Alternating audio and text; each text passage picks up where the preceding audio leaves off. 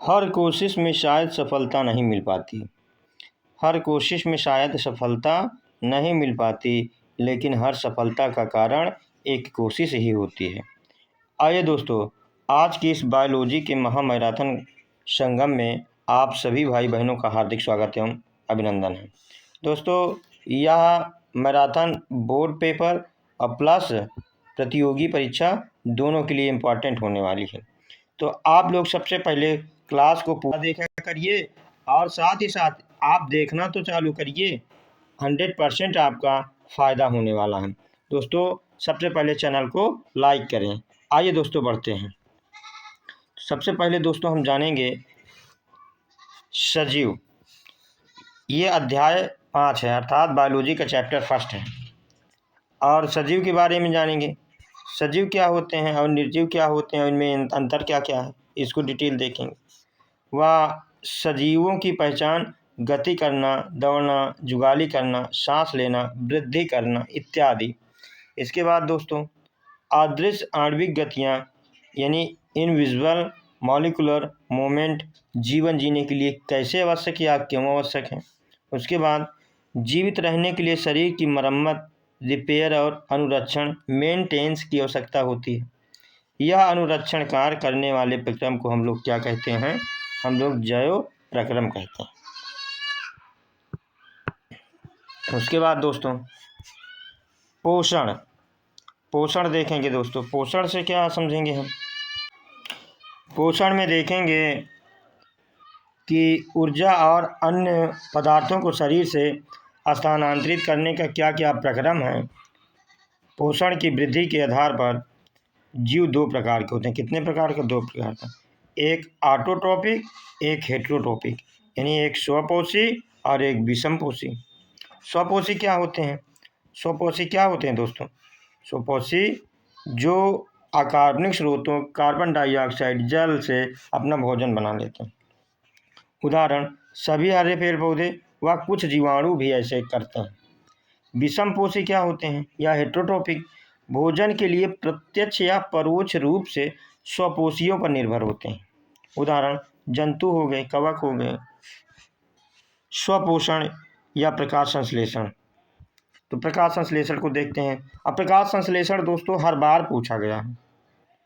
वह प्रक्रम जिसमें या जिससे स्वपोषी अपना भोजन प्राप्त करते हैं या बनाते हैं। अच्छा, आवश्यक सामग्री क्या क्या है, रॉ मटेरियल क्या क्या है? तो कार्बन डाइऑक्साइड, जल। आवश्यक परिस्थितियाँ सूर्य का प्रकाश, क्लोरोफिल। क्लोरोफिल पत्तियों में मौजूद हरा वर्णक होता है। रासायनिक समीकरण बहुत इम्पॉर्टेंट है दोस्तों, लिख लो इसको आप भी से, इतना इम्पॉर्टेंट है ये, पूछो नहीं। प्रकाश संश्लेषण में बताइए, कार्बन डाइऑक्साइड है, क्या है? कार्बन डाइऑक्साइड है। कहाँ से लिया? वातावरण से। और जल कहाँ से लिया? जड़ से। और सूर्य का प्रकाश और क्लोरोफिल पौधों के पास है पहले से ही। और सूर्य का प्रकाश किससे लिया? सन से, सूरज से। और बना क्या? ग्लूकोज, यही तो पौधों का भोजन है। और ऑक्सीजन गैस रिलीज हुई। इस प्रकार दोस्तों इसको हम समझेंगे और अंततः जल बन जाएगा। समीकरण बैलेंस करना सीखिए। अब बैलेंस वाली क्लास हम केमिस्ट्री में इसको समझाए हैं। इसके अलावा दोस्तों प्रकाश संश्लेषण के दौरान होने वाली घटनाएं, क्या क्या घटना घटित होती है। तो सबसे पहले नंबर 1 पर है क्लोरोफिल द्वारा प्रकाश ऊर्जा को अवशोषित करना। क्लोरोफिल क्या करती है? प्रकाश ऊर्जा को अब्जॉर्ब करती है, अवशोषित करती है।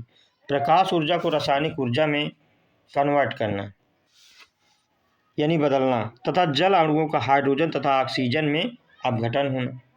हाइड्रोजन तथा ऑक्सीजन में क्या होना? अपघटन होना। अच्छा, कार्बन डाइऑक्साइड का कार्बोहाइड्रेट में अपचयन। कार्बन डाइऑक्साइड का किस में अपचयन? किस में अपचयन? कार्बन डाइऑक्साइड के किस में? कार्बोहाइड्रेट में अपचयन, अर्थात ऑक्सीजन जुड़ेगा। रंध्र। अब देखेंगे दोस्तों रंध्र। तो रंध्र क्या होते हैं? तो रंध्र की बात की जाए दोस्तों तो पत्ती की सतह पर मौजूद जो सूक्ष्म छिद्र होता है वही रंध्र होता है, जैसा कि आप लोग पत्तियों पर देखें। और प्रकाश संश्लेषण के लिए गैसों का आदान प्रदान CO2 अंदर और O2 बाहर इन्हीं रंध्रों से होता है। वाष्पोत्सर्जन के समय जल की हानि इन्हीं छिद्रों से होता है और छिद्रों का खुलना और बंद होना द्वार कोशिकाओं यानी गार्ड सेल्स द्वारा कंट्रोलित होती है या नियंत्रित होती हैं। जैसे ये देखिए, ये खुला रंध्र है और ये बंद रंध्र है।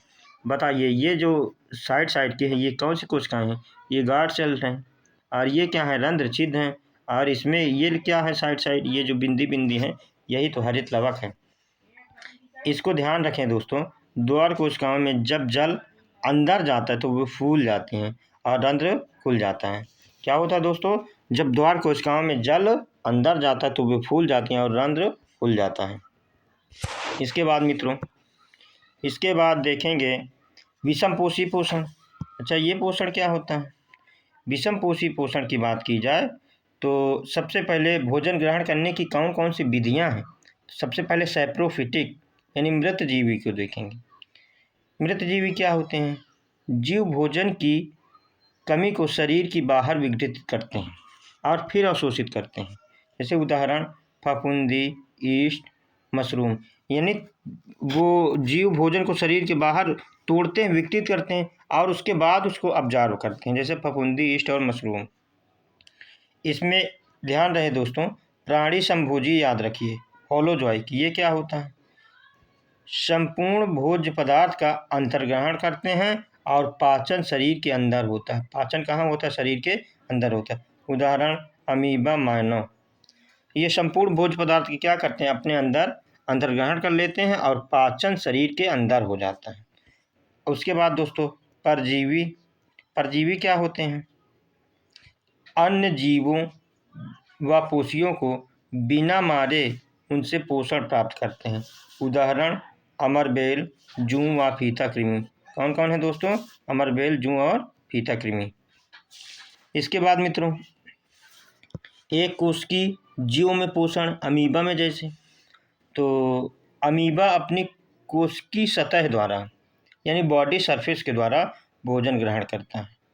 यह अंगुली जैसे अस्थायी प्रावर्ध पदार्थ यानी स्यूडोपोड्स, किसके द्वारा? स्यूडोपोड्स, स्यूडोपोड्स के द्वारा की मदद से क्या करता है? भोजन को घेरता है। भोजन के कण को संगलित करके या होकर खाद्य रिक्तिका फूड वैक्यूल में बनाते हैं। ये देखिए फूड वैक्यूल है। ये रिक्तिका के अंदर जटिल पदार्थों का विघटन सरल पदार्थों में हो जाता है। कैसे होता है? जटिल पदार्थों का किसमें? सरल। जैसे ये केंद्रक नुमा क्या है? अमीबा है। और ये क्या किया? खाद्य पदार्थों को ग्रहण किया और उसके बाद ये खाद्य रिक्तिका में पहुंच गए और अंततः जो है ये क्या हो गया? पाचन हुआ और अपशिष्ट का निष्कासन भी हो गया। तो इस प्रकार अमीबा में पोषण होता है। उसके बाद दोस्तों हमको पढ़ना है किसका श्वसन? मानव का। तो मानव के श्वसन की बात की जाए तो सबसे पहले मानव पाचन तंत्र पढ़ेंगे, ह्यूमन डाइजेस्टिव सिस्टम। सबसे प्रमुख बिंदु है आहार नाल, एलिमेंट्री कैनाल। आहार नाल मुंह से गुदा तक विस्तृत एक लंबी नली है। कहाँ से कहाँ तक? मुंह से गुदा तक। जैसे देखिए ये माउथ है, ये मुख्य है और उसके बाद ये ओइसोफाइगस ग्रस क्या है? ये अमाशय है। ये देखिए यकृत है दोस्तों। उसके बाद देखिए अग्नाशय, पैंक्रियाज, क्षुद्रांत यानी स्मॉल इंटेस्टाइन, फिर बृहदांत यानी स्मॉल इंटेस्टाइन और अंत में भोजन गुदा से बाहर निकल जाता है। तो ये फिगर बनाने के लिए आ सकता है दोस्तों, इसको आप समझ लीजिए कि 3-4 बार बना लीजिएगा। उसके बाद मानव में पाचन की प्रक्रिया। तो मानव में पाचन की क्या प्रक्रिया है? पहला नंबर है मुख। लार एमाइलेज एंजाइम व मंड स्टार्च को शर्करा में बदल देता है। लार में कौन से एंजाइम पाया जाता है? Amylase enzyme. और ये स्टार्च को किस में परिवर्तित कर देता है? शर्करा में। किस में? शर्करा में परिवर्तित कर देता है। अच्छा, अमाशय की बात की जाए दोस्तों, अमाशय में क्या होता है? स्टोमच में। तो जठर ग्रंथियाँ स्रावित होती है। कौन सी ग्रंथियाँ? जठर ग्रंथियाँ यानी अमाशय ग्रंथियाँ। दूसरी बात HCl अम्लीय माध्यम बनाता है। पेप्सिन की क्रिया में ये सहायक होता है। HCl का फुल फॉर्म है हाइड्रोक्लोरिक अम्ल। पेप्सिन ये प्रोटीन का पाचन करता है। किसका पाचन करता है? प्रोटीन का पाचन करता है। और श्लेष्मा अमाशय की स्तर की अम्ल से रक्षा करता है। तो इसमें 3 बात अमाशय में याद रखेंगे। सबसे पहले HCl यहाँ अम्लीय माध्यम में होता है, ये पेप्सिन की क्रिया में सहायक होता है। अब पेप्सिन क्या करता है? ये प्रोटीन का पाचन करता है। और श्लेष्मा क्या होता है? अमाशय की स्तर में अम्ल से रक्षा करता है। उसके बाद दोस्तों क्षुद्रांत। क्या? क्षुद्रांत। क्षुद्रांत क्या होता है? तो क्षुद्रांत की बात की जाए तो क्षुद्रांत यानी स्मॉल इंटेस्टाइन कार्बोहाइड्रेट, प्रोटीन तथा वसा का पूर्ण पाचन स्थल होता है। यहाँ पास देखिए दोस्तों क्या क्या? कार्बोहाइड्रेट, प्रोटीन, वसा का यहाँ पूर्ण पाचन होता है। यकृत में पित्तरस का बनना। अच्छा, यकृत में पित्तरस कैसे? वसा का इमल्सीकरण होता है। बड़ी गोलिकाओं को छोटी गोलिकाओं में तोड़ना इमल्सीकरण है। बड़ी गोलिकाओं को छोटी गोलिकाओं में तोड़ना क्या है? इमल्सीकरण है। अच्छा, अग्नाशय से रस, ट्रिप्सिन यानी प्रोटीन और लाइपेज वसा एंजाइम का यहाँ क्या होता है? स्राव होता है। कहाँ? क्षुद्रांत में। अंतिम उत्पाद कैसे बनता है? प्रोटीन अमीनो अम्ल में चेंज होता है, कार्बोहाइड्रेट ग्लूकोज में चेंज होता है, वसा फैटी एसिड या वसा अम्ल में और ग्लिसरॉल में टूटता है। तो प्रोटीन अमीनो अम्ल और कार्बोहाइड्रेट ग्लूकोज में, वसा फैटी एसिड प्लस ग्लिसरॉल में टूटता है। इसके बाद दोस्तों हम देखेंगे श्वसन। श्वसन भोजन में या भोजन से ऊर्जा उत्पादन का प्रक्रम कैसे है?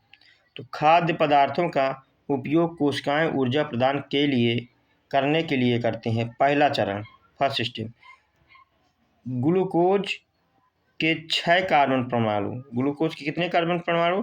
6 कार्बन परमाणु पाइरुवेट यानी 3 कार्बन अणु में विखंडित होते हैं। यह प्रक्रम कोशिका द्रव्य यानी साइटोप्लाज्म में होता है। किस में होता है? साइटोप्लाज्म में होता है। तो ग्लूकोज के जो 6 कार्बन परमाणु हैं वो पाइरुवेट के 3 कार्बन अणु में या परमाणु में चेंज हो जाते हैं। उसके बाद ग्लूकोज विखंडन के विभिन्न पथ कैसे बदलता है इसको देखिए। तो ग्लूकोज के 6 कार्बन परमाणु हैं और ये क्रिया कहाँ हो रही? कोशिका द्रव्य में।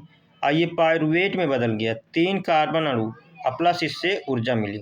उसके बाद दोस्तों इसी में देखिए ऑक्सीजन की अनुपस्थिति में क्या होगा? ये ईस्ट की क्रिया है।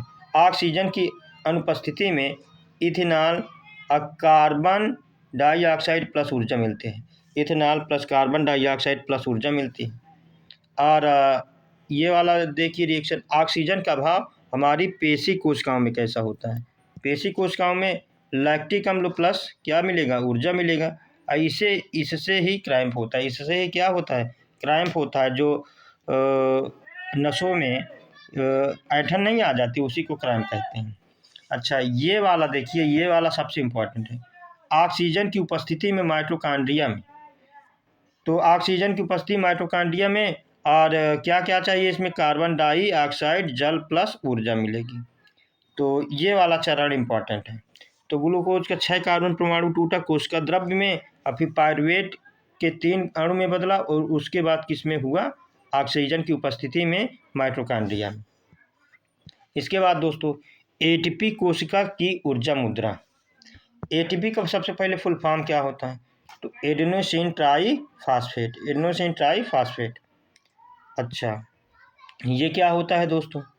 तो श्वसन में मोचित ऊर्जा का उपयोग एडीपी तथा अकार्बनिक फास्फेट से एटीपी अणु बनने में या बनाने में होता है। जैसे एडीपी है और इसमें पी मिला दिए। क्या मिला दिए?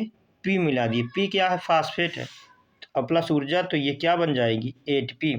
एडीपी में क्या क्या मिला है दोस्तों? एडीपी में फास्फोरस प्लस ऊर्जा मिला दिए तो क्या बन गया? एटीपी बन गया। अच्छा, एटीपी के विखंडन से एक निश्चित मात्रा में ऊर्जा 30.5 किलो जूल या मोल, 30.5 किलो जूल प्रति मोल में मोचित होती है। अच्छा, जो कोशिकाओं की क्रियाओं को चलाने का काम करती है।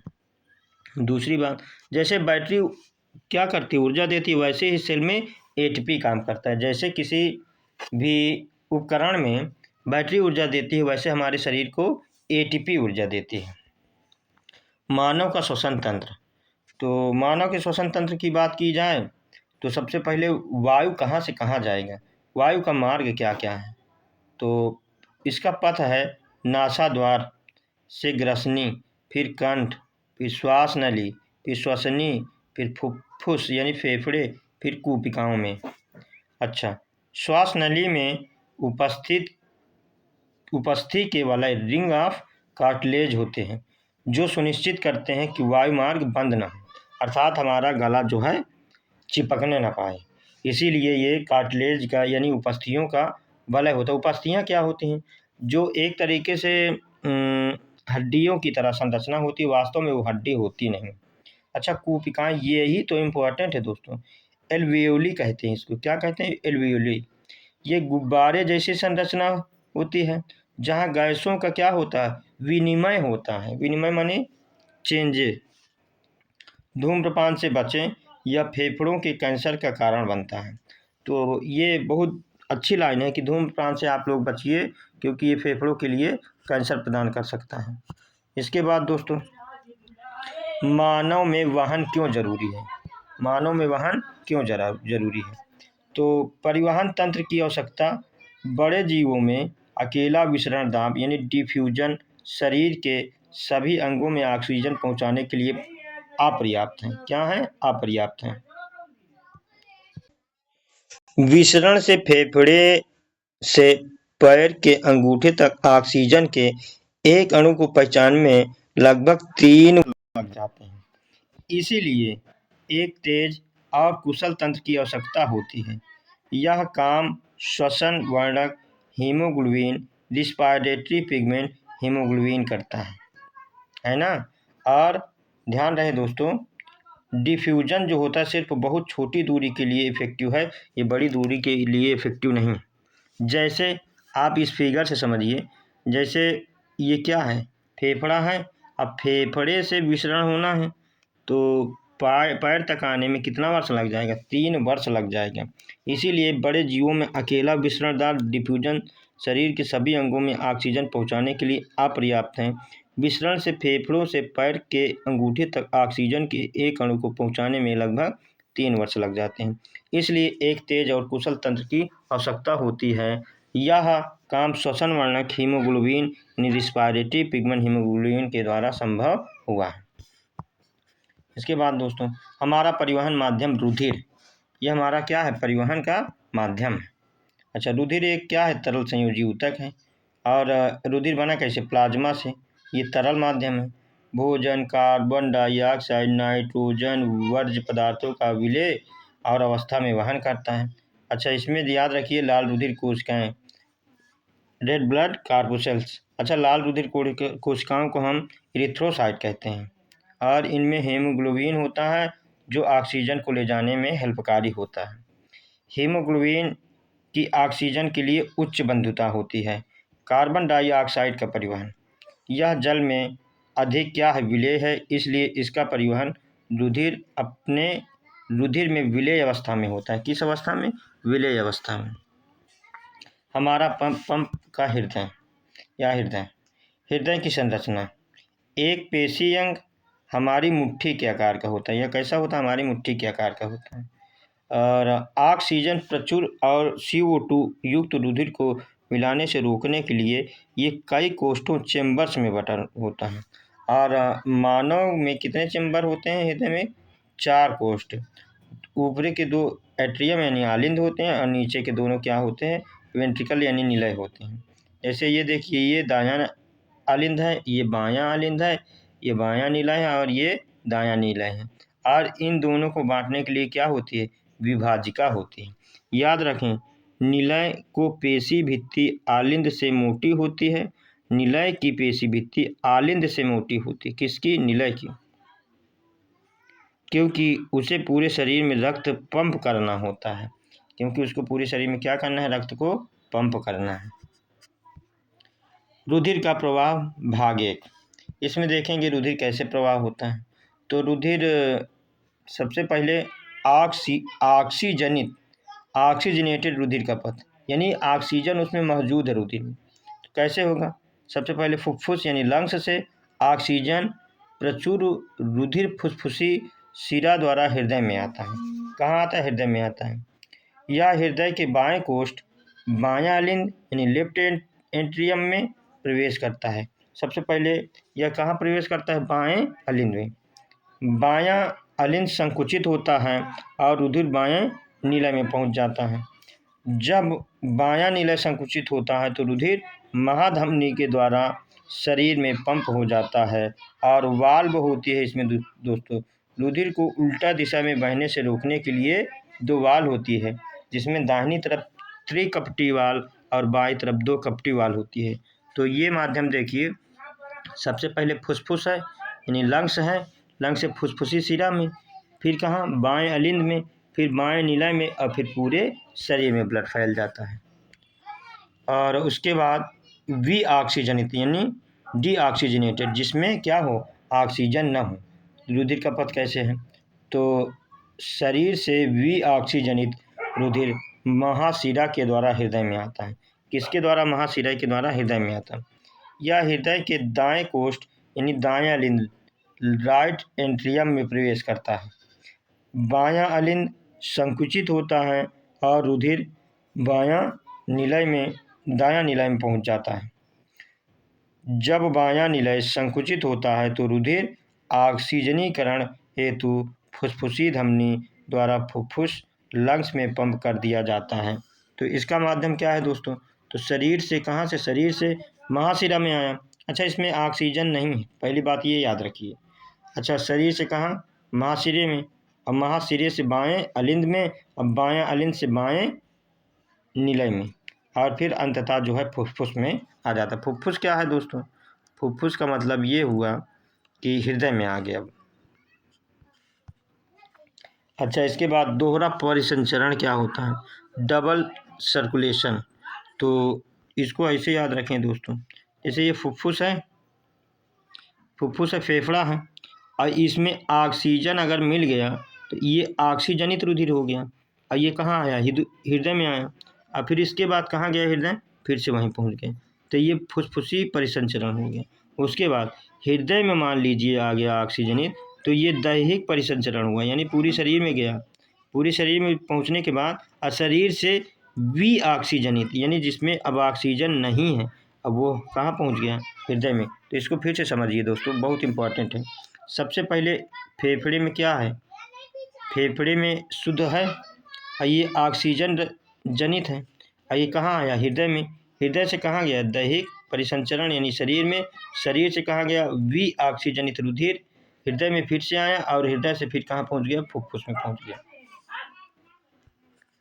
इसके बाद दोस्तों नलिकाएं, रुधिर वाहिकाएं। तो इसमें हम देखेंगे क्या क्या देखेंगे? इसमें धमनी, शिरा व कोशिकाएं। धमनी क्या होती है? तो आर्टरी इसको कहते हैं इंग्लिश में। रुधिर को हृदय से शरीर के अंगों तक ले जाती है। रुधिर को कहाँ से? हृदय से शरीर के अंगों तक ले जाती है। भित्ति मोटी तथा लचीली होती है।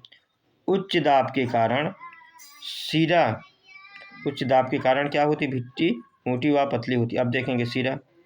रुधिर को अंगों से वापस हृदय में लाती है। क्या? रुधिर अंग से हृदय में लाना किसका काम है? शिराओं का कार्य है। मोटी भित्ति की आवश्यकता नहीं, इसमें वाल्व पाई जाती। क्या पाई जाती? वाल्व पाई जाती। कोशिकाएं यानी कैपिलरीज, ये क्या होती हैं? सबसे छोटी वाहिकाएं। भित्ति एक कोशिकाएं मोटी। पदार्थों का विनिमय यहीं पर होता है। पदार्थों का विनिमय यहीं पर होता है। ठीक। धमनी, आर्टरी अवे फ्रॉम हार्ट। शिरा में वाल्व होता है, शिरा में वाल्व होता है। उसके बाद रक्तदाब और प्लेटलेट। रक्तदाब और प्लेटलेट में क्या है दोस्तों? दाब तथा अनुरक्षण यानी मेंटेनेंस। रक्तदाब, ब्लड प्रेशर। रुधिर वाहिकाओं की भित्ति के विरुद्ध जो दाब लगता है वो क्या होता है? रक्त दाब होता है। पहला है सिस्टोलिक यानी प्रकुंचन दाब, ये 120 mm पारा में दिखाता है। और अनुशीतलन क्या होता है? डायस्टोलिक, ये 80 mm पारा में दिखाता है। तो समान रक्तदाब ये होता है 120/80 mmHg। ये पूछ सकता है दोस्तों। 120/80 mmHg। उसके बाद प्लेटलेट रक्तस्राव के स्थान पर रुधिर का थक्का क्लॉट बनाकर मार्ग अवरुद्ध कर देती है। यह दाब में कमी आने से रोकता है। यह दाब में कमी आने से क्या करता है? रोकता है। उसके बाद दोस्तों पादपों में परिवहन, ट्रांसपोर्टेशन इन प्लांट। जल का परिवहन जाइलम में, और जाइलम क्या करता है? जाइलम ऊतक मृदा से प्राप्त जल और खनिज लवणों का वहन करता है। जड़ों की कोशिकाएं सक्रिय रूप से आयन प्राप्त करती हैं, जिससे जल जड़ में प्रवेश करता है और यह एक सतत जल स्तंभ का निर्माण करता है। तो जाइलम क्या करता है? जल का परिवहन पूरे शरीर में जैसे दिखाया गया है। और फिर पत्तियों के द्वारा क्या होता है? वाष्पो उत्सर्जन होता है। अच्छा, मुख्य चालक क्या है? वाष्पो उत्सर्जन कर्षण, ट्रांसपायरेशन पुल। पत्तियों के रंध्र द्वारा जल की वाष्प के रूप में हानि। पत्तियों के रंध्र द्वारा जल की वाष्प के रूप में हानि। किसके रूप में? वाष्प के रूप में हानि। यह एक चूषण सेक्शन है। क्या है? चूषण सेक्शन है, उत्पन्न करता है, जो जल को क्या करता है? ऊपर की ओर खींचने का काम करता है। भोजन तथा दूसरे पदार्थों का स्थानांतरण। तो भोजन का परिवहन फ्लोएम से होता है। अच्छा, जा से जल, जा से जाइलम, और फू से फूड और फो से फ्लोएम। प्रकाश संश्लेषण के विलेय उत्पादों का वहन स्थानांतरण ट्रांसलोकेशन कहलाता है। फिर से देखिए दोस्तों, प्रकाश संश्लेषण के विलेय उत्पादों का वहन स्थानांतरण ट्रांसलोकेशन कहलाता है। यह कार्य फ्लोएम नामक संवहन ऊतक के द्वारा होता है। यह अमीनो अम्ल तथा अन्य पदार्थों का परिवहन भी करता है। स्थानांतरण ऊपरमुखी तथा अधोमुखी यानी अपवर्ड एंड डाउनवर्ड होता है, दोनों दिशाओं में होता है। इस प्रक्रिया में ऊर्जा का उपयोग होता है, और ऊर्जा हमको मिलती कहाँ से है? एटीपी से मिलती है। इसके बाद दोस्तों उत्सर्जन पूछा गया है दोस्तों, इसको टिक करिए। उत्सर्जन कई बार पूछा गया है, तो उत्सर्जन को आप लोग देखिए ध्यान से। उत्सर्जन क्या होता है? हानिकारक उपापचयी वर्ज्य पदार्थों को बाहर निकालना ही उत्सर्जन कहलाता है। मुख्य नाइट्रोजनी वर्ज्य पदार्थ कौन है? यूरिया और यूरिक अम्ल। मानव उत्सर्जन तंत्र के मुख्य अंग। एक जोड़ा वृक्क, देखिए ये एक जोड़ा क्या है? वृक्क यानी किडनी। एक मूत्रवाहिनी क्या है? यूरेटर। क्या है? यूरेटर एक मूत्राशय ब्लडर, और एक मूत्रमार्ग यानी यूरेथ्रा। उसके बाद दोस्तों वृक्क की इकाई विक्राणु यानी नेफ्रॉन। विक्राणु की संरचना। प्रत्येक वृक्क में अनेक निस्यंदन फिल्ट्रेशन यूनिट होते हैं। इन्हें क्या कहते हैं? विक्राणु या नेफ्रॉन कहते हैं। मुख्य भाग क्या है? कोशिका गुच्छ ग्लोमेरुलस, पतली भित्ति वाली रुधिर कोशिकाओं का गुच्छा होता है। पतली भित्ति वाली रुधिर कोशिकाओं का क्या होता है? गुच्छा होता है, जैसे कि यहाँ देख सकते हैं। और इसको क्या कहते हैं? बोमेन संपुट कहते हैं। और ये विक्राणु कैसा होता है? नलिकाकार होता है, और ये संग्राहक वाहिनी होती है। बोमन संपुट कप के आकार का सिरा होता है, और नलिकाकार भाग तो आप देख ही रहे हैं, ये नलिकाकार भाग है। इसके बाद दोस्तों मूत्र बनने की प्रक्रिया। तो मूत्र बनने की प्रक्रिया कैसे होती है? तो निस्पंदन व पुनरावशोषण। इम्पोर्टेंट बात इसमें यह है कि शरीर सिर्फ वेस्ट को नहीं फेंकता, बल्कि सब कुछ छानता है, फिर काम की चीज़ें वापस ले लेता है। सब कुछ छानने के बाद क्या करता है? काम की चीज़ों को वापस भी ले लेता है। अच्छा, फिल्ट्रेशन क्या होता है? चरण नंबर 1 में समझेंगे। प्रारंभिक निस्यंदन में ग्लूकोज, अमीनो अम्ल, लवण और प्रचुर मात्रा में जल होते हैं। एक स्वस्थ वयस्क में प्रतिदिन 180 लीटर आरंभिक निस्यंदन वृक्क में होता। क्या बात है दोस्तों, प्रतिदिन 180 लीटर आरंभिक निस्यंदन किस में होता है? वृक्क में होता है। चरण 2 में क्या है? ये सिलेक्टिव रीऑब्जर्वेशन यानी चयनित पुनरावशोषण। ये क्या होता है? जैसे जैसे मूत्र नलिका में प्रवाहित होता है, उपयोगी पदार्थों का पुनरावशोषण हो जाता है। जल की मात्रा का पुनरावशोषण शरीर में उपलब्ध अतिरिक्त जल की मात्रा पर निर्भर करता है। अंत में केवल 1 या 2 लीटर ही मूत्र उत्सर्जित होता है। पादपों में उत्सर्जन। पादपों में कैसे उत्सर्जन होगा दोस्तों? तो पौधों में अपशिष्ट निपटान ही, और ये किस विधि से होगा? वाष्पोत्सर्जन से। ये अपशिष्ट है या रेजिन या गोंद के रूप में। जंतुओं से बिल्कुल भिन्न युक्तियों अपनाते हैं। अतिरिक्त जल से वाष्पोत्सर्जन द्वारा छुटकारा पाते हैं। बहुत से अपशिष्ट उत्पाद कोशिकीय रिक्तिका में संचित रहते हैं। अन्य अपशिष्ट पदार्थ रेजिन या गोंद के रूप में पुराने जाइलम में संचित रहते हैं। कुछ अपशिष्ट पदार्थ गिरने वाली पत्तियों में भी संचित हो जाते हैं। कुछ अपशिष्ट पदार्थ आसपास की मृदा से उत्सर्जित करते हैं। अध्याय 6 देखेंगे दोस्तों, और 6 को आप देखिए बहुत अच्छे से। ये क्या है? नियंत्रण एवं समन्वय। सबसे पहले देखेंगे तंत्रिका नियंत्रण। शरीर में सूचना का प्रसारण विद्युत आवेग यानी इम्पल्स के रूप में होता है। तंत्रिका कोशिका न्यूरॉन इसका संरचना और क्रियात्मक इकाई है। तंत्रिका कोशिका इसकी क्या है? संरचनात्मक एवं क्रियात्मक इकाई है। और आप लोगों को जानकर हैरानी होगी दोस्तों, ये फिगर जो है कई बार एग्जाम में आए, कई बार। और इसके बाद दोस्तों, यह बहुत तीव्र गति से कार्य करता है, लेकिन अभाव या प्रभाव अल्पकालिक होता है। यह विशिष्ट अंगों या ऊतकों तक ही सीमित होता है। रासायनिक समन्वय हार्मोन कौन कौन से? तो शरीर में सूचना का प्रसारण रासायनिक पदार्थों हार्मोन द्वारा होता है। हार्मोन अंतःस्रावी इंडोक्राइन ग्लैंड द्वारा स्रावित होते हैं और रक्त के माध्यम से लक्ष्य अंगों तक पहुंचाने का काम करते हैं। यह धीमी गति से कार्य करता है, लेकिन प्रभाव दीर्घकालिक होता है। यह पूरे शरीर में फैल सकता है और व्यापक प्रभाव डाल सकता है। अच्छा, विशेषता में देखिए, सबसे पहले सिग्नल का प्रकार और तंत्रिका नियंत्रण और हार्मोनल नियंत्रण। तो सिग्नल का प्रकार तंत्रिका नियंत्रण में विद्युत आवेग के रूप में और हार्मोनल नियंत्रण में रासायनिक के रूप में। गति इसमें तीव्र होगी तंत्रिका नियंत्रण में, और हार्मोनल में क्या होगी? धीमी होगी। अवधि यहाँ अल्पकालिक होगी, यहाँ दीर्घकालिक होगी। और लक्ष्य की बात की जाए तो यहाँ विशिष्ट अंग या ऊतक तक, और यहाँ पूरे शरीर में होगा। और तंत्रिका तंतु इसमें निर्मित होगा यानी माध्यम में, और इसमें रक्त माध्यम में। अच्छा, महत्वपूर्ण बिंदु इसमें यह है कि तंत्रिका आवेग त्वरित होते हैं, जैसे हार्मोन धीमे होते हैं। याद यह भी रखना है कि यह एक हाई स्कोरिंग चैप्टर है। डायग्राम और तंत्रिका और हार्मोनल नियंत्रण के बीच का अंतर पर आप ध्यान दीजिए। ये अंतर पर आप ध्यान दीजिए। सजीवों में नियंत्रण की आवश्यकता क्यों होती है? तो पर्यावरण में बदलाव की अनुक्रिया। सभी सजीव अपने पर्यावरण में हो रहे परिवर्तनों के प्रति अनुक्रिया करते हैं, और इन परिवर्तनों को उद्दीपन यानी स्टिमुलस कहते हैं, जैसे प्रकाश, ऊष्मा, स्पर्श। उद्दीपन के प्रति सजीवों की प्रतिक्रिया को अनुक्रिया कहते हैं। उद्दीपन के प्रति जो क्रिया होती है उसको अनुक्रिया कहते हैं।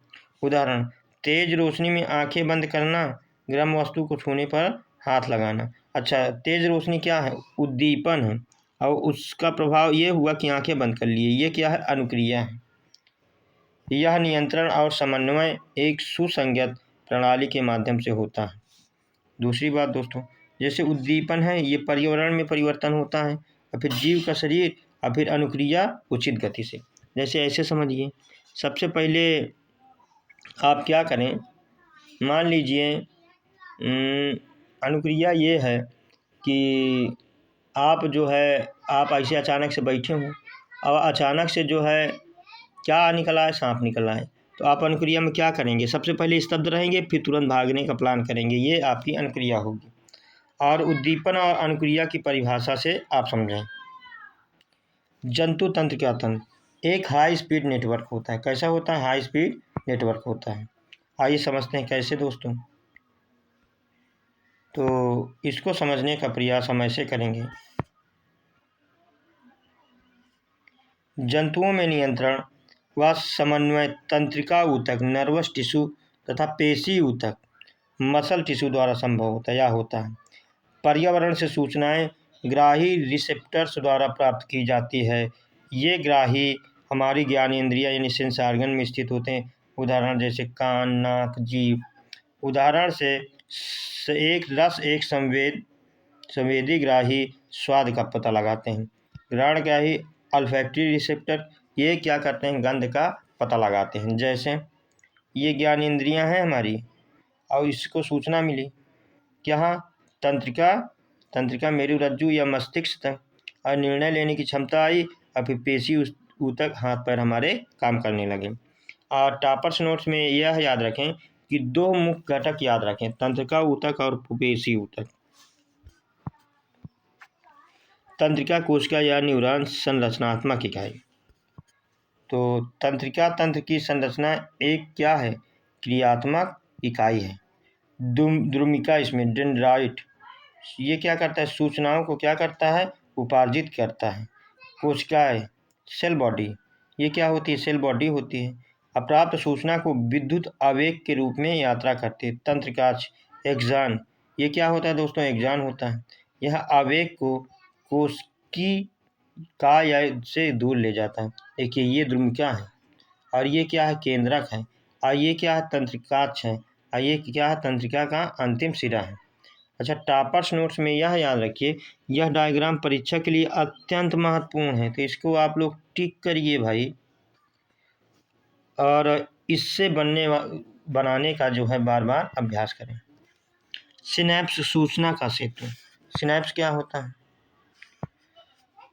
2 तंत्रिका कोशिकाओं के बीच के स्थान को क्या कहते हैं, सिनैप्स कहते हैं। जैसे ये तंत्रिका है और ये तंत्रिका है, और इन दोनों के बीच का स्थान क्या हो गया, ये सिनैप्टिक ग्रैप या सिनैप्स हो गया।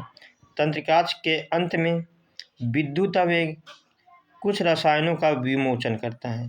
ये रसायन सिनैप्स को पार करके अगली तंत्रिका कोशिका की द्रुमिका में समान विद्युत आवेग प्रारंभ करते हैं। इस प्रकार सूचना एक न्यूरॉन से दूसरे न्यूरॉन तक पहुंचती हैं। टॉपर नोट्स में यह याद रखें कि विद्युत, रासायनिक, फिर विद्युत की कॉन्सेप्ट ये है कि सबसे पहले विद्युत, फिर रासायनिक, फिर विद्युत। प्रतिवर्ती धारा, रिफ्लेक्स एक्शन। रिफ्लेक्स एक्शन क्या होता है, तो मस्तिष्क के हस्तक्षेप के बिना तीव्र अनुक्रिया, उद्दीपन के प्रति अचानक, अनैच्छिक और तीव्र अनुक्रिया। उदाहरण, गर्म वस्तु को छूने पर हाथ को तुरंत पीछे हटाना, अर्थात मस्तिष्क तक तो कुछ बात गई ही नहीं। अच्छा, यह सोचने की प्रक्रिया से तेज है क्योंकि इसमें मस्तिष्क शामिल नहीं होता। प्रतिवर्ती क्रिया के पथ को प्रतिवर्ती चाप यानी रिफ्लेक्स आर्क कहते हैं, जैसे कि आप इस उदाहरण से समझ सकते हैं। अच्छा, टॉपर टिप ये है कि प्रतिवर्ती चाप का पथ एक बहुत ही समान परीक्षा प्रश्न है। मानव मस्तिष्क मुख्य समन्वय केंद्र। अच्छा, मानव मस्तिष्क की बात आई दोस्तों, तो मस्तिष्क और मेरुरज्जु मिलकर केंद्रीय तंत्रिका तंत्र का निर्माण करते हैं। मस्तिष्क और क्या मिलकर, मेरुरज्जु मिलकर। आइए दोस्तों देखते हैं। यह शरीर के सभी भागों से सूचनाएं प्राप्त करता है और उनका क्या करता है, समाकलन करता है। मानव मस्तिष्क की बात हो रही है दोस्तों। अच्छा, मस्तिष्क 3 भागों में बांटा होता है, अग्र मस्तिष्क, मध्य मस्तिष्क, पश्चिम मस्तिष्क, यानी fore brain, mid brain and hind brain. अच्छा, ये देखिए, ये क्या है, प्रमस्तिष्क है, ये क्या है, कपाल खोपड़ी है, और ये क्या है, मध्य मस्तिष्क, और ये पश्चिम मस्तिष्क का भाग है, जिसमें पांच मेडुला व अनुमस्तिष्क शामिल है, और ये क्या होता है, मेरुरज्जु होता है। टॉपर टिप ये है कि मस्तिष्क का भाग और उसके कार्य आप लोग याद करें। मस्तिष्क के भाग और उसके कार्य। पहला, अग्र मस्तिष्क, ये फोर ब्रेन, ये आगे वाला हिस्सा होता है। यह क्या करता है, मस्तिष्क का मुख्य सोचने वाला भाग होता है। ऐच्छिक क्रियाओं को नियंत्रित करता है। सुनने, सूंघने, देखने और भूख लगने के लिए यह केंद्र होता है, यही तो इम्पोर्टेंट है दोस्तों। अच्छा, इसके बाद मध्य मस्तिष्क या पश्चिम मस्तिष्क, मिड ब्रेन या हिंड ब्रेन, अधिकांश अनैच्छिक क्रियाएं यही नियंत्रित होती है। अनुमस्तिष्क क्या होता है, सेरिबेलम, ये पश्चिम मस्तिष्क का भाग है। और यहाँ क्या होता है, ऐच्छिक क्रियाओं की परिशुद्धि तथा शरीर की स्थिति व संतुलन, यही पूछा गया है। जैसे सीधी रेखा में चलना व साइकिल चलाना, ये किससे कंट्रोल होता है? ये होता है किससे? सेरिबेलम से। मेडुला क्या होता है? ये पश्च मस्तिष्क का भाग है। और अनैच्छिक क्रियाएं जैसे रक्तदाब, लार आना, वमन, ये सब किससे कंट्रोल होती है? ये सब पश्च मस्तिष्क के भाग मेडुला से कंट्रोल होती है। याद रखें कि ट्रिक ये है कि अग्र से सोचना और पश्च से अनैच्छिक क्रियाएं और संतुलन, और मेडुला से वामन और रक्तदाब, इसको याद रखें आप। ये बहुविकल्पी में पूछा जा सकता है। उसके बाद दोस्तों, केंद्रीय तंत्र की सुरक्षा, तो इसकी सुरक्षा हम कैसे करेंगे? अच्छा दोस्तों, तो केंद्रीय तंत्र की बात आई तो इसमें सबसे पहले देखेंगे मस्तिष्क। क्या? मस्तिष्क, ब्रेन। हड्डियों के बॉक्स खोपड़ी यानी क्रेनियम स्कल्स के अंदर स्थित होता है। पूछेगा कि खोपड़ी को सुरक्षित करने वाली हड्डी कौन सी? तो क्रेनियम। अच्छा, तरल पूरित गुब्बारे मस्तिष्क मेरुद्रव में होता है, यहाँ प्रघात अवशोषक का कार्य होता है। मेरुरज्जु क्या होता है? कशेरुकी दंड या रीढ़ की हड्डी, ये क्या करती है? इसकी रक्षा करती है। जैसे ये खोपड़ी है और ये क्या है? शॉक एब्जॉर्बर है, और ये क्या है? वर्टिबल कॉलम है, यानी कशेरुकी दंड है। याद आपको ये रखना है कि दोनों मस्तिष्क और मेरुरज्जु की सुरक्षा हड्डियों और द्रव के द्वारा होती है। हड्डियों और किसके द्वारा? द्रव के द्वारा। इसके बाद पादपों में समन्वय, तो एक अलग दृष्टिकोण से देखेंगे दोस्तों इसको। पादपों में जंतु की तरह तंत्र नहीं होता। पहली बात, वे उद्दीपन के प्रति अनुक्रिया कैसे करते हैं? पादप दो भिन्न प्रकार की गतियां दर्शाते हैं। पहला वृद्धि पर आश्रित गति, दूसरा है वृद्धि से मुक्त गति, यानी ग्रोथ डिपेंडेंट मूवमेंट और ग्रोथ इंडिपेंडेंट मूवमेंट। अच्छा, इन दो प्रकार की गतियों के बीच का अंतर महत्वपूर्ण है। उदाहरण से समझेंगे। वृद्धि से मुक्त, जैसे छुई मुई, टच मी नॉट, है ना, इसको क्या कहते हैं? इसको शर्मीली बहू कहते हैं। और ये पौधों की पत्तियों की पत्तियां स्पर्श करने पर यह क्या होती है? सिकुड़ जाती है। आप देखे होंगे छुई मुई के पौधे को टच करके क्या होता है, इसीलिए इसको क्या कहते हैं? लाजवंती, शर्मीली बहू भी कहते हैं। और ये क्या है? वृद्धि से मुक्त गति। अच्छा, वृद्धि युक्त गति का ये क्या है? वृद्धि के कारण गति या अनुवर्तन। आप ऐसे समझिए, उद्दीपन के कारण होने वाली दिशिक गतियां यानी अनुवर्तन ट्रोपिज्म कहलाती है। प्रकाशानुवर्तन क्या है? ये सबसे ज़्यादा इम्पोर्टेंट है, अभी से समझ लीजिए, ये इम्पोर्टेंट है। प्रकाशानुवर्तन क्या है? प्रकाश की ओर तने की गति। और गुरुत्वानुवर्तन क्या है? गुरुत्वाकर्षण की दिशा में गति। जलावर्तन क्या है? पानी की ओर जड़ों की गति। और रसायनानुवर्तन क्या है? रसायन की ओर पराग नलिका की गति। अच्छा, प्रकाशानुवर्तन कैसे समझेंगे? जैसे देखिए इसको, प्रकाश जैसे मिल रहा है वो प्रकाश की दिशा में बढ़ रहा है। टॉपर्स टिप ये है कि अनुवर्तन के 4 मुख्य प्रकार प्रकाश, गुरुत्व, जल और रसायन होते हैं। तो अनुवर्तन के क्या होते हैं? प्रकाश, गुरुत्व, जल और रसायन। अच्छा, प्रकाश क्या होता है? जो प्रकाश की ओर गति करे। और गुरुत्व क्या होता है? जो गुरुत्वाकर्षण की दिशा में गति करे। और जल क्या होता है? जो पानी की ओर जड़ों की गति करे। और रसायन क्या होता है? जो रसायन की ओर पराग नलिका की गति। ये सब होता है।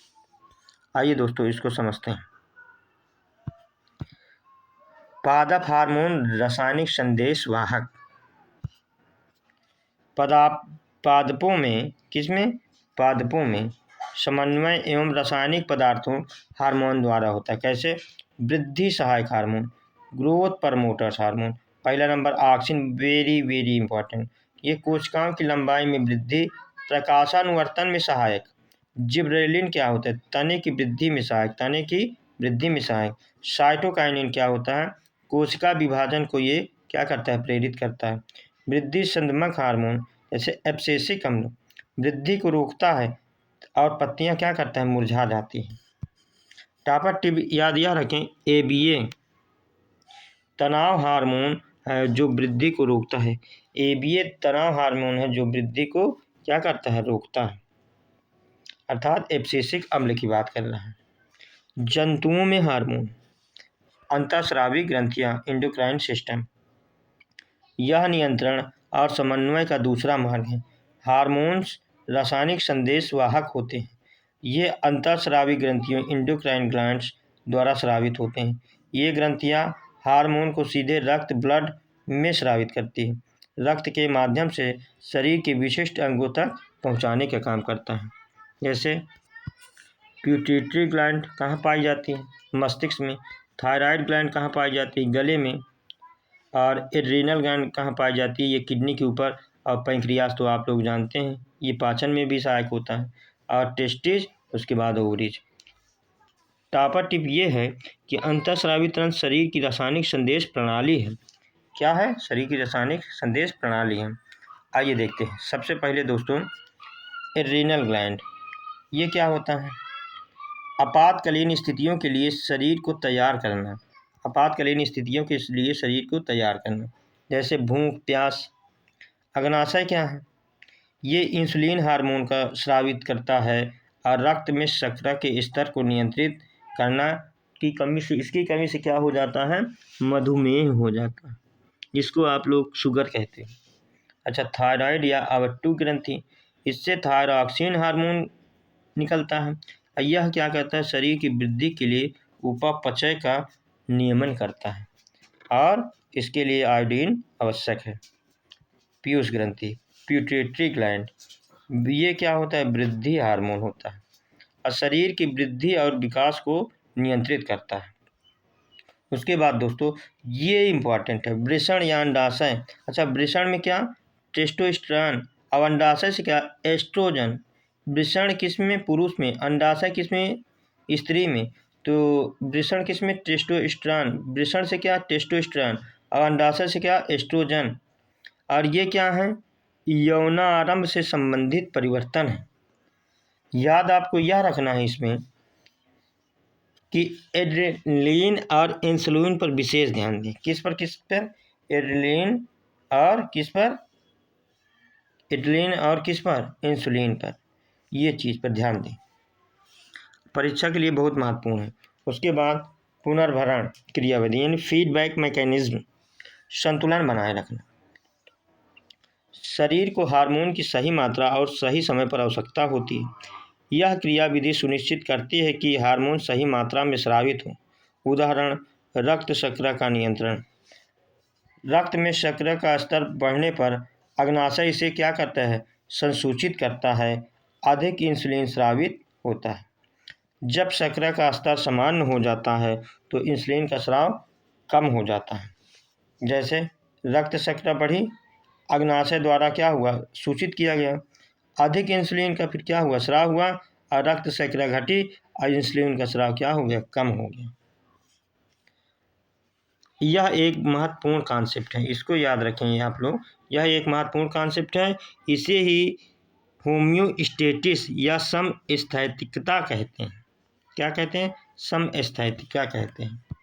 इसके बाद दोस्तों, जीव जनन क्यों करते हैं, अर्थात हम अध्याय 7 देखेंगे और ये तीसरा अध्याय है बायोलॉजी में।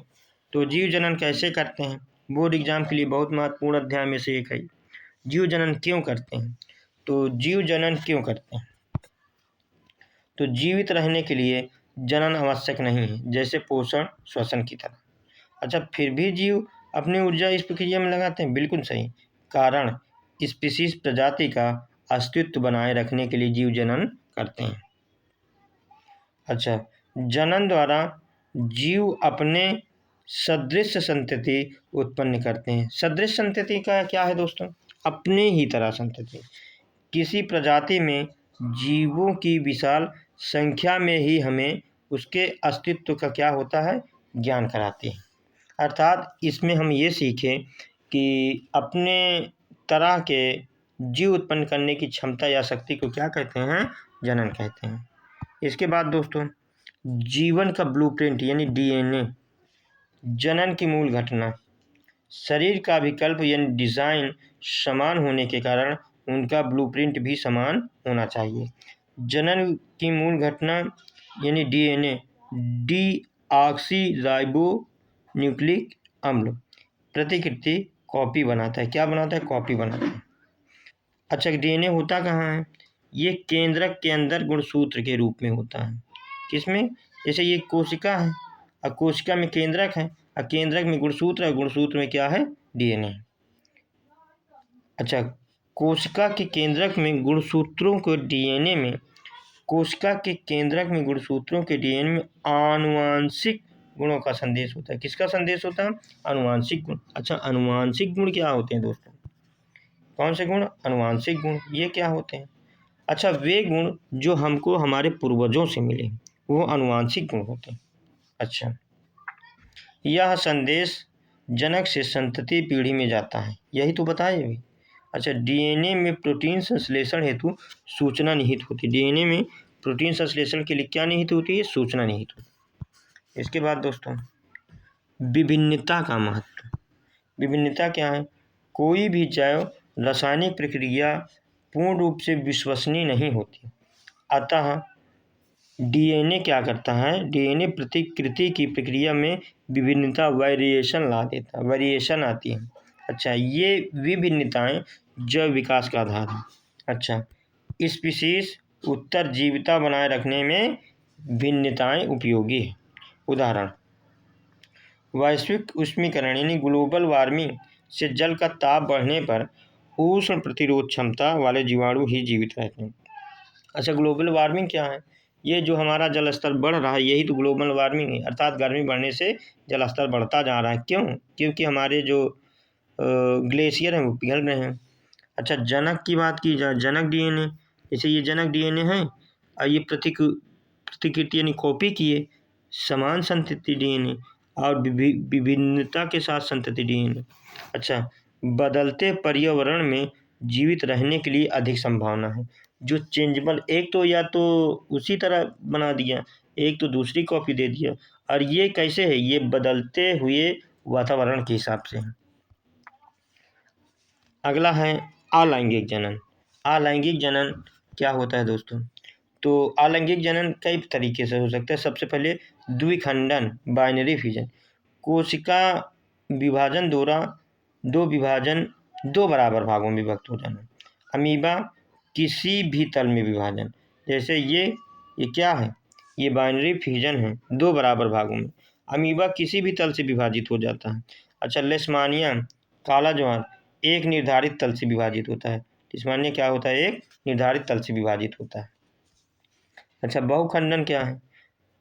एक जीव एक साथ अनेक संतति कोशिकाओं में विभाजित हो जाता है। जैसे मलेरिया परजीवी का जीवाणु और प्लाज्मोडियम, ये सिस्टवाल है और ये इसके अंदर सारी कोशिकाएं क्या हुआ? फिर क्या हुए? ये सारी कोशिकाएं अलग अलग एक नया जीव बना लेगी। इसके बाद अलैंगिक जनन के अन्य प्रकार, खंडन और मुकुलन, बहुत इंपॉर्टेंट है दोस्तों। खंडन क्या होता है? फ्रेगमेंटेशन, सरल संरचना वाले एक कोशिकीय जीवों में। अच्छा, जीव विकसित होकर छोटे छोटे टुकड़ों में खंडित हो जाता है और प्रत्येक टुकड़ा नए जीव में विकसित हो जाता है। उदाहरण स्पायरोगाइरा, जैसे आप इसमें देख सकते हैं। अच्छा, ये बडिंग का उदाहरण है। बडिंग क्या है? मुकुलन, पुनर्जनन की क्षमता वाली कोशिकाओं का उपयोग होता है। पुनर्जनन की क्षमता वाली कोशिकाएं कौन है? जो दोबारा जनन कर सकते हैं। शरीर पर एक उभार मुकुलन विकसित होता है जो नए जीव में बदल जाता है। अच्छा, पूर्ण विकसित होकर जनक से अलग हो जाता है। उदाहरण इसका याद रखना है दोस्तों, हाइड्रा और ईस्ट। इसके बाद दोस्तों पुनर्जनन यानी पुनरुद्भवन। पुनरुद्भवन को समझेंगे। पूर्ण रूपेण जीवों में अपने कायिक भाग से नए जीव निर्माण की क्षमता। यदि जीव किसी कारणवश क्षत विक्षत हो जाए या टुकड़ों में बढ़ जाए, जैसे ये क्या है? प्लेनेरिया है और ये 3 टुकड़ों में बट गया और ये 3 जीव बना लिए, बताइए। तो यही तो पुनरुद्भवन है।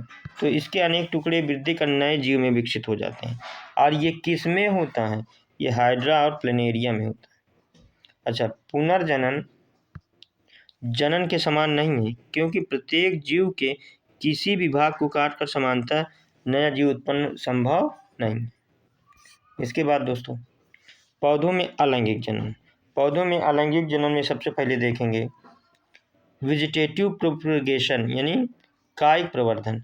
पौधे के कुछ भाग जड़, तना, पत्ती नए पौधे उत्पन्न करते हैं। जैसे आलू का क्या है, तना है, ब्रायोफिलम की पत्ती है। लाभ, बीज द्वारा उगाए पौधों की अपेक्षा पुष्प एवं फल कम समय में लगते हैं। अच्छा, बीज द्वारा उगाए गए पौधों की अपेक्षा पुष्प एवं फल इसमें कम समय में आते हैं। उसके बाद दोस्तों बीजाणु समसंग यानी स्पोर फार्मेशन। जैसे राइजोपस है, राइजोपस क्या है, यह एक कवक है और ये ब्रेड मोल्ड में होता है। कैसे, बीजाणु में विशेष कोशिकाएं या बीजाणु पाए जाते हैं। अब बीजाणु के चारों ओर एक मोटी भित्ति होती है जो प्रतिकूल परिस्थितियों में रक्षा करती है। नम सतह के संपर्क में आने पर यह क्या होती है, वृद्धि करती है। उसके बाद बीजाणुधानी बीजाणु या टेंटो के रूप में होता है और इसमें स्पोर बनते हैं और स्पोर से क्या होता है, फिर जनन होता है। इसके बाद दोस्तों लैंगिक जनन, यह क्यों आवश्यक है? अलैंगिक जनन की तुलना में अधिक विभिन्नताएं इसमें होती है। दो भिन्न जीवों से प्राप्त डीएनए को समाहित किया जाता है। समस्या, हर पीढ़ी में डीएनए की मात्रा दोगुनी हो जाती है। समाधान, अर्धसूत्री विभाजन मियोसिस द्वारा युग्मक यानी गैमीट्स का बनना। युग्मक में गुणसूत्रों की संख्या आधी और डीएनए की मात्रा की भी आधी होती है। नर युग्मक मेल गैमीट छोटा और गतिशील होता है। मादा युग्मक फीमेल गैमीट बड़ा भोजन का भंडार संचित करता है। पुष्पी पौधों में लैंगिक जनन। तो पुष्प की संरचना, पुष्प के जनन भाग पुंकेसर एवं स्त्री केसर ये मादा के जनन भाग हैं। एक लिंगी पुष्प कौन होते हैं? केवल पुष्प पुंकेसर अर्थात नर वाला या स्त्री केसर या मादा वाला भाग। तो इसके सबसे अच्छे उदाहरण पपीता और तरबूज। अच्छा, उभयलिंगी क्या होते हैं? जिसमें दोनों पुष्प उपस्थित हो, पुंकेसर भी हो, स्त्री केसर भी हो। उदाहरण इसका सबसे अच्छा है गुड़हल और सरसों। और आप लोग यह जरूर याद रखें, क्या याद रखना है? याद यह रखना है कि वर्तिका और अंडाशय यानी स्टिग्मा, स्टाइल और ओवरी मिलकर क्या बनाते हैं, स्त्री केसर बनाते हैं। और इसी प्रकार दोस्तों एंथर और फिलामेंट मिलकर क्या बनाते हैं, पुंकेसर यानी नर वाला भाग बनाते हैं। और ये दल पंखुड़ियाँ क्या होती है? ये जो पंखुड़ियाँ होती हैं चारों तरफ 5 या 4, 5, 6 के रूप में, और सबसे नीचे जो हरा कलर का होता है वो सेपल्स या बाह्य दल होते हैं। ये डायग्राम याद रखिए दोस्तों, 5 नंबर में आता है, इसकी प्रैक्टिस करिए बनाने की। अच्छा, पुंकेसर पराग कोश जिसमें पराग कण होते हैं और क्या होते हैं, तंतु होते हैं। स्त्री केसर वर्तिका स्टिग्मा, वर्तिका स्टाइल व अंडाशय होता है। अंडाशय में बीजांड ओव्यूल में होते हैं। अंडाशय में बीजांड होते हैं। अंडाशय में क्या होते हैं, बीजांड होते हैं। और प्रत्येक बीजांड में एक अंड कोशिका होती है। क्या होती है, अंड कोशिका होती है। परागकण और निषेचन। परागकण क्या है दोस्तों? तो परागकणों का पुंकेसर से वर्तिकाग्र तक स्थानांतरण। कहाँ से? पुंकेसर से वर्तिकाग्र तक स्थानांतरण। स्वपरागण क्या है? जब एक ही फूल पर क्या हो, परागण हो, तो वह स्वपरागण है। और जब एक फूल से दूसरे फूल पर क्या हो, परागण हो, तो वह परपरागण है। इसको क्रॉस पॉलिनेशन कहते हैं। और ये कैसे संभव है? ये वायु, जल व प्राणी के द्वारा संभव है। उसके बाद दोस्तों निषेचन। परागकण से एक पराग नली विकसित होती है जो बीजांड तक पहुंचती है। और नर युग्मक का अंडकोशिका से संलयन होता है जिससे क्या होता है, जाइगोट बनता है। यह भी याद रखें दोस्तों, जैसे एन मेल से मिला और एन फीमेल के पास है तो कौन सी संरचना बनी, 2n बनी। और 2n क्या है, ये जाइगोट है। अच्छा, निषेचन के बाद क्या किस में बदलता है? निषेचन के बाद दोस्तों अंडाशय फल में बदलता है। अब बीजांड किस में बदलता है, बीज में भावी पौधा भ्रूण होता है। क्या होता है, भ्रूण होता है। इसके बाद दोस्तों मानव में लैंगिक जनन या यौवना आरंभ, प्यूबर्टी केस इसको कहते हैं। क्या कहते हैं? प्यूबर्टी, किशोरावस्था में होने वाले परिवर्तन। नंबर 1, सबसे पहले जन्म तक परिपक्व होना आरंभ कर देते हैं।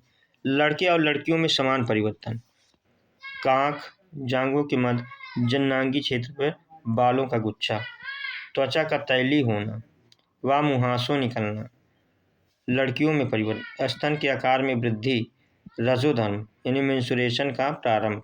लड़कों में परिवर्तन, चेहरे पर दाढ़ी मूछ निकलना, आवाज का फटना। अच्छा, ये पॉइंट 3 मार्क्स में पूछे जाते हैं, याद रखिए इसको।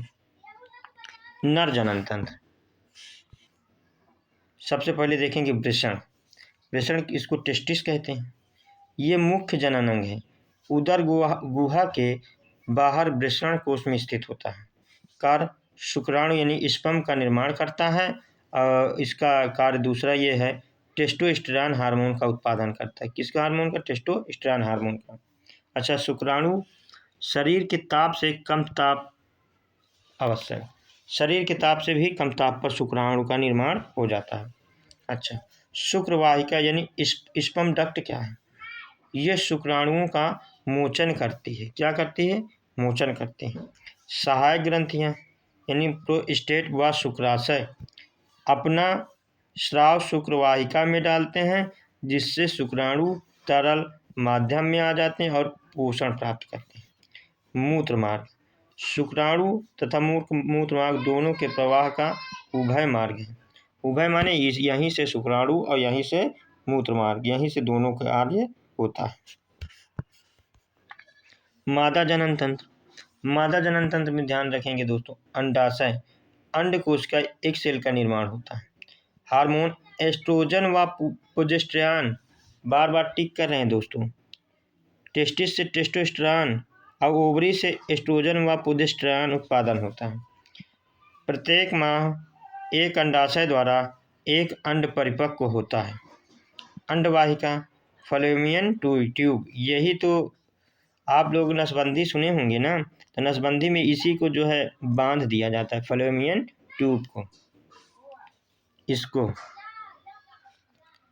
गर्भाशय, यूटेरस क्या होता है? निषेचित अंड भ्रूण यहाँ स्थापित होता है। प्लेसेंटा, माँ के रुधिर से भ्रूण को पोषण, ग्लूकोज, ऑक्सीजन प्रदान करना और अपशिष्ट पदार्थों का निपटान करना कहाँ पर संभव होता है? प्लेसेंटा में। इसके बाद मित्रों, ऋतुस्राव या जनन स्वास्थ्य, जब अंड का निषेचन नहीं होता, जब अंड का क्या होता है? निषेचन नहीं होता। गर्भाशय की अंतःभित्ति मांसल स्पॉन्जी टूटकर योनि मार्ग से क्या होती है? रुधिर व के रूप में निष्कासित हो जाती है। इसे ही ऋतुस्राव या रजोधर्म या मेंस्ट्रुएशन कहते हैं। अवधि 2 से 8 दिन, अवधि इसकी कितने से? 2 से 8 दिन रहती है। जनन स्वास्थ्य ये है इसमें कि लैंगिक संचरित रोग, एसटीडीएस यानी जीवाणु जनित गोनोरिया, सिफिलिस, वायरस जनित रोग, HIV और एड्स हैं इसके। गर्भ निरोधक युक्तियाँ क्या हैं? गर्भ को कैसे रोका जाए? सबसे पहला यांत्रिक अवरोध, कंडोम। दूसरा है हार्मोन संतुलन परिवर्तन की गोलियां लें। अन्य कापर टी कोशिकाएं से आप कंट्रोल कर सकते हैं, या शैल चिकित्सा के रूप में नसबंदी पुरुष की या नलबंदी किसमें? महिला में। नसबंदी पुरुष में और नलबंदी किसमें? महिला में। अच्छा, गर्भ निरोधक विधियों को शॉर्ट नोट में आ सकता है। अध्याय 8 अनुवांशिकता, बहुत ही इम्पोर्टेंट चैप्टर है दोस्तों, और इसमें हम देखेंगे मेंडल के बारे में। तो जनन के दौरान विभिन्नताओं का संचयन, सबसे पहले दोस्तों जनक है, और इसमें अलैंगिक जनन या लैंगिक जनन, और ये कम विभिन्नता DNA प्रतिकृति में न्यून त्रुटियों के कारण होता है। और लैंगिक जनन कब होता है? जब अधिक विभिन्नता होता है। अलैंगिक जनन में कम विभिन्नता और लैंगिक जनन में अधिक विभिन्नता। अच्छा, जनन से नए जीव उत्पन्न होते हैं तो जनक के समान होते हुए भी कुछ भिन्न हो जाते हैं। पूर्ववर्ती पीढ़ी से संतति को एक शारीरिक अभिकल्प डिजाइन एक कुछ विभिन्नताएं प्राप्त होती है। अगली पीढ़ी में पिछली पीढ़ी से आई विभिन्नताएं और कुछ नई विभिन्नताएं दोनों होती हैं। लैंगिक जनन द्वारा अधिकतम संख्या में सफल विभिन्नताएं प्राप्त होती है। सबसे ज़्यादा विभिन्नताएं किस में प्राप्त होती है? लैंगिक जनन में। विभिन्नताएं स्पीशीज के अस्तित्व के लिए जरूरी भी है। आनुवंशिकता और वंशागत लक्षण। तो आनुवंशिकता का अर्थ है जनक से संतति में लक्षणों का संचरण। यह नियम निर्धारित करते हैं कि विभिन्न लक्षण पूर्ण विश्वसनीयता के साथ वंशागत कैसे होते हैं। उदाहरण जैसे मानव समष्टि में कर्णपाली ईयरलोब का जुड़ा या स्वतंत्र होना। दूसरी बात, ये वंशागत लक्षण के दो परिवर्त या वेरिएंस हैं, जैसा कि आप लोग फिगर से देख सकते हैं। इसके बाद दोस्तों मेंडल का योगदान। सबसे पहले कई बार पूछा गया मेंडल कहाँ के थे, तो मेंडल थे दोस्तों ऑस्ट्रिया के। ये याद रख लीजिए आप लोग, ऑस्ट्रिया के थे। अच्छा, उसके बाद दोस्तों बात करें तो लक्षणों की वंशागति के मुख्य नियम प्रस्तुत किए। उन्होंने मटर के पौधे पर अपने प्रयोग किए और मटर के पौधों के अनेक कंट्रास्टिंग लक्षणों का अध्ययन किया, यानी अनेक को जोड़े में लिया जो स्थूल रूप से दिखाई देते हैं। उदाहरण जैसे गोल झुर्रीदार बीज, लंबे और बौने पौधे, सफ़ेद व बैंगनी फूल वाले। और इसीलिए इनको हम किसका आनुवंशिकता का जनक कहते हैं, मेंडल को। इसमें याद रखेंगे मोनोहाइब्रिड क्रॉस F1 पीढ़ी। एक लक्षण की वंशागति का अध्ययन कैसे करेंगे, इसी को हम एक संकरण कहते हैं। मेंडल ने एक लंबे पौधे और एक बौने पौधे का संकरण कराया। प्रथम संतति में F1 में सभी पौधे लंबे थे, कोई भी पौधा बीज की ऊंचाई का नहीं था। इससे यह निष्कर्ष निकला कि दो लक्षणों में से केवल एक पैतृक लक्षण F1 पीढ़ी में दिखाई देता है। जैसे टीटी लंबा है और टीटी बौना है, तो इससे F1 पीढ़ी में सभी लंबे हुए। और ये कैसे थे? हाइब्रिड थे। उसके बाद F2 और प्रभाविता का नियम। F2 में क्या है दोस्तों, जब F1 पीढ़ी के पौधों का स्वपरागण कराया गया तो F2 पीढ़ी प्राप्त हुई। कौन सी पीढ़ी प्राप्त हुई? F2 पीढ़ी प्राप्त हुई। F2 पीढ़ी में सभी पौधे लंबे नहीं थे। देखो ना, सभी लंबे कहाँ हैं? ये तो बौना है। 1/4 संतति बौनी थी, अर्थात 25% क्या थे?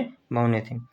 टी जैसा लक्षण जो F1 में व्यक्त हुआ प्रभावी लक्षण कहलाता है, और टी जैसा लक्षण जो F1 में छिपा रहा अप्रभावी लक्षण कहलाता है। जैसे देखिए आप लोग, इसका फिनोटाइप क्या है? फिनोटाइप में 3 लंबे और 1 बौना। और जीनोटाइप में क्या है? 1 पूरी तरीके से लंबे और 2 हाइब्रिड लंबे और 1 पूरी तरीके से छोटा। ये जीनोटाइप अनुपात होता है और ये फिनोटाइप अनुपात होता है। द्विसंकर संकरण क्या होता है? ये दोस्तों जब दो अलग अलग लक्षणों वाले पौधों को संकरण कराया जाए। जैसे उदाहरण गोल पीले बीज वाले R YY, झुर्रीदार हरे बीज वाले r और y के पीढ़ी में कराया जाए क्या? संकरण। उसके बाद दोस्तों इसके बाद F1 पीढ़ी में सभी पौधे गोल और पीले बीज वाले यानी RY, R y और Y के थे। F2 पीढ़ी में कुछ नए संशोधन भी हुए या संयोजन भी दिखे, जैसे गोल हरे और झुर्रीदार पीले बीज।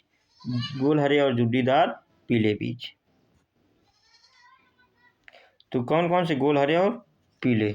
अच्छा, लिए तो हम ये लक्षण थे, गोल पीले बीज और झुर्रीदार हरे थे, तो यहाँ गोल हरे हो गए और जो झुर्रीदार थे वो पीले हो गए। दोनों स्वतंत्र एक दूसरे को स्वतंत्र होते हैं। स्वतंत्र अपविभवन का नियम। तो इसमें आप लोग याद रखेंगे रेशियो जरूरी है। स्वतंत्र अपविभवन के नियम में 9:3:3:1। अच्छा, ये क्या थे? ये गोल पीले थे और ये 3 क्या थे? गोल हरे थे। और ये झुर्रीदार पीले थे और 1 क्या था? झुर्रीदार हरा भी था। यह नियम बताता है कि जब दो लक्षणों की वंशागति होती है तो वे एक दूसरे से स्वतंत्र रूप में व्यवहार करते हैं। लंबे बौने लक्षण तथा गोल झुर्रीदार लक्षण स्वतंत्र रूप से वंशागत होते हैं। इसी कारण F2 पीढ़ी में नए संयोजन वाले चौथे या नए संयोजन वाले पौधे बनते, चौथे नहीं दोस्तों, पौधे बनते हैं। लक्षण खुद को कैसे व्यक्त करते हैं? तो लक्षण कैसे व्यक्त करते हैं? कोशिका के डीएनए में प्रोटीन संश्लेषण के लिए सूचना होती है। जैसे डीएनए है और डीएनए में क्या है? जीन है, जीन में एंजाइम है और एंजाइम से क्या हार्मोन उत्प्रेरित हुए। लक्षण जैसे पौधे की लंबाई। डीएनए का वह भाग जिसमें किसी प्रोटीन के लिए सूचना होती है उसे जीन कहते हैं या जीन कहलाता है। प्रोटीन क्या होता है? जैसे एंजाइम हार्मोन के उत्पादन को ये क्या करते हैं? नियंत्रित करते हैं। हार्मोन की मात्रा पौधों की वृद्धि लक्षण जैसे लंबाई को क्या करते हैं? प्रभावित करती है। जीन में परिवर्तन से प्रोटीन की दक्षता बदल जाती है, जिससे लक्षण बदल जाता है। जीन गुणसूत्र व युग्मक, तो इसको देखेंगे दोस्तों। जीन गुणसूत्र या क्रोमोसोम पर स्थित होते हैं। जीन कहाँ होते हैं? क्रोमोसोम पर होते हैं। प्रत्येक कोशिका में प्रत्येक गुणसूत्र की दो प्रतिकृतियां कॉपीज होती है, एक नर और एक मादा जनक से। युग्मक गैमीट क्या होते हैं? गैमीट बनाते समय प्रत्येक जोड़े में से एक गुणसूत्र ही युग्मक में जाता है। प्रत्येक जोड़े में से एक गुणसूत्र ही युग्मक में जाता है। अच्छा, निषेचन के बाद युग्मनज या जाइगोट में गुणसूत्रों की संख्या पुनः सामान्य हो जाती है। वही तो अभी शुरू में बताए थे, यानी n है ये मिलके बनाया 2n और निषेचन के बाद फिर बचेगा क्या? n अगली पीढ़ी में। जैसे जनक कोशिकाएं हैं, जनक कोशिकाएं ये क्या है? 2n है। जनक कोशिकाएं क्या है? 2n है। जनक कोशिकाएं क्या है? 2n है। अच्छा, अर्धसूत्री विभाजन हुआ तो n में टूट गया और युग्मनज में फिर से ये 2n हो गया। होने के बाद आया तो ये सिंगल और उसके पास भी तो एक है, तो ये फिर से 2n बना लिया, यही जाइगोट। इसके बाद मानव में लिंग निर्धारण, सेक्स डिटर्मिनेशन इन ह्यूमन। तो मानव का लिंग निर्धारण कैसे होगा? या तो X गुणसूत्र से होगा या तो Y गुणसूत्र से होगा। अर्थात X गुणसूत्र से होगा तो वो क्या होगा? X गुणसूत्र से फीमेल होगी, क्या होगी? फीमेल। और Y गुणसूत्र से क्या होगा? मेल होगा। कैसे? मानव में लिंग निर्धारण आनुवांशिक आधार पर होता है। मानव में 23 जोड़ी गुणसूत्र होते हैं, 22 जोड़े कायिक या ऑटोसोम्स होते हैं, एक जोड़ी लिंग गुणसूत्र या सेक्स क्रोमोसोम कहलाता है। स्त्री में लिंग सूत्र का पूर्ण युग्म होता है XX। अभी तो बताएं, यदि XX है तो किसका हुआ? स्त्री का, और XY है तो किसका हुआ? पुरुष का। अब पुरुष में यह जोड़ा परिपूर्ण नहीं होता, इसमें क्या होता है? XY होता है। लिंग निर्धारण का क्रॉस, तो इसको कैसे समझेंगे? जैसे XX XY XX XY है तो इसमें 50% लड़की 50% लड़का। सभी बच्चे अपनी माता से X गुणसूत्र प्राप्त करते हैं। क्यों? उसके पास Y है ही नहीं। अच्छा, बच्चों का लिंग इस बात पर निर्भर करता है कि उन्हें पिता से कौन सा गुणसूत्र मिला है। माता से बिल्कुल फर्क नहीं पड़ेगा, पिता से फर्क पड़ेगा कि बेटा होगा कि बेटी। अच्छा, अगर पिता से X गुणसूत्र मिला तो XX यानी लड़की होगी, अगर पिता से Y गुणसूत्र मिला तो संतति क्या होगा? XY लड़का होगा। अच्छा, बच्चों का लिंग पिता के गुणसूत्र X या Y पर निर्भर करता है, यही तो अभी बताए दोस्तों। इसके बाद अध्याय का सार ये है, क्विक समरी, कि जनक के समय उत्पन्न विभिन्नताएं वंशगत हो सकती हैं। लैंगिक जनन वाले जीवों में एक लक्षण के जीन के दो प्रतिरूप या कॉपी होते हैं, जिन्हें प्रभावी या अप्रभावी कहते हैं। विभिन्न लक्षण किसी जीव में स्वतंत्र रूप से वंशगत हो सकते हैं। मानव में संतान का लिंग पिता से मिलने वाले X Y गुणसूत्र पर निर्भर करता है। परीक्षा के लिए महत्वपूर्ण प्रश्न क्या है? परीक्षा के लिए महत्वपूर्ण प्रश्न ये है कि मेंडल के प्रयोगों द्वारा कैसे पता चला कि लक्षण प्रभावी है अथवा अप्रभावी? कैसे पता चला? अरे पता तो जब चला जब एक लक्षण दब गया और दूसरा लक्षण क्या हुआ? उसके ऊपर प्रभावी हो गया। मेंडल के प्रयोगों से कैसे पता चला कि विभिन्न लक्षण स्वतंत्र रूप से वंशगत होते हैं? तो इसके लिए आप द्विसंकर संकरण देख सकते हैं, वीडियो को थोड़ा सा पीछे करके। अच्छा, मानव में बच्चे का लिंग निर्धारण कैसे होता है? आरेख बनाकर समझाइए। आरेख क्या बनाना है? यही बनाना है, एक्स एक्स एक्स वाई। तो इसको आप इसको बांटिए, इसको एक्स एक्स और इसको एक्स वाई में बांटिए, और इसमें गैमीट बनाइए। गैमीट बनाने के बाद पहला को पहले से, पहला को फिर दूसरे से, और फिर पहला को दूसरे से, फिर पहला को, फिर दूसरे को, चौथे से।